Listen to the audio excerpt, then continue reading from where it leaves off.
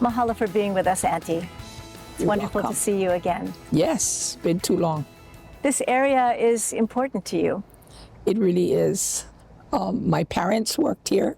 My mother worked in the supply center. My father was a pipe fitter in Shop 51 at that time.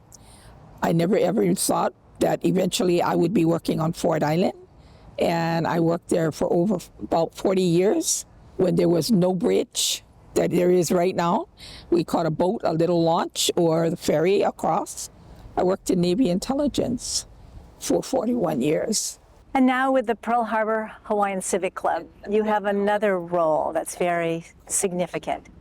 Pearl Harbor Hawaiian Civic Club was started in 1964, chartered in 64.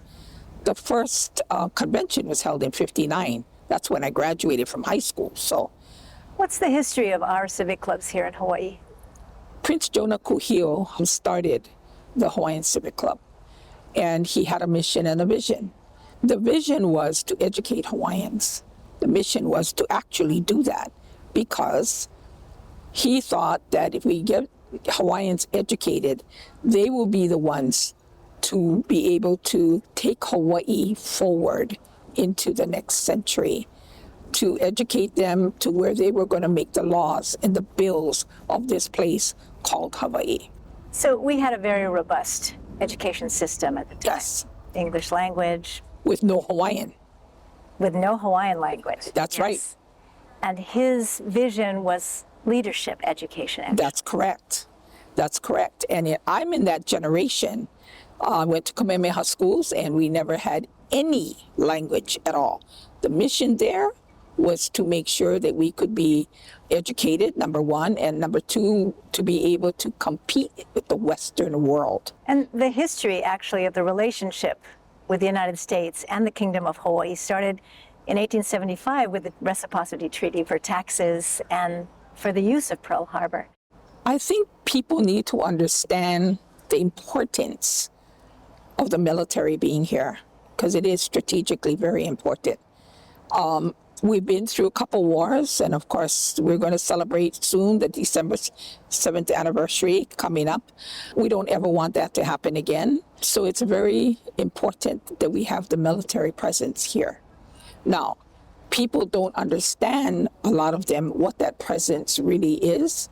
I sit on an advisory board for the Army Garrison of Native Hawaiians that come together, that talk and discuss things that the military are doing. And I always express to them, the military in Hawaii is very important and they do a lot of awesome things, but they're the only ones that know that. And when we talk about the Civic Club wanting to encourage leadership through education of our young people, what are you finding in the new generation? Are you gaining members? We actually are gaining members. The only thing is that saddens me, because I joined when I had brown hair. You know, I was in my 20s. You know, it was important to become involved in the community because the civic clubs are a civic organization. And today, the young people are busy trying to find a life, being competitive to live in Hawaii with all our expensive, prices here. However, they lose sight of the fact of the mission and the vision of things that they belong to. They're busy lining their resumes. They need to listen to the kupuna. What is it as your last message to the viewing audience too, in terms of counsel and how we can best serve Hawaii and the civic clubs? We're mandated to have a convention once a year. And at this convention, we pass laws and bills that go to the legislature, to the council, to the Congress, to become actually those laws and bills. We have worked so hard to gain the respect out of the people and businesses in Hawaii that we have a mission and we have a vision and we have things that we need to do to continue to have Hawaii thrive with the aloha spirit. That's really, really important. We are so unique here that the generation today has got to remember that. I took a job now after being retired is in my vocabulary. My dictionary has no retired word in it. It's You're missing. retreaded, right? Yeah, it's missing. So I decided to go into the classroom as a kupuna. Kupuna teach children K through 6 to actually teach them their worth, teach them to like themselves, teach them about this place called Hawaii, whether they are Hawaiian or not.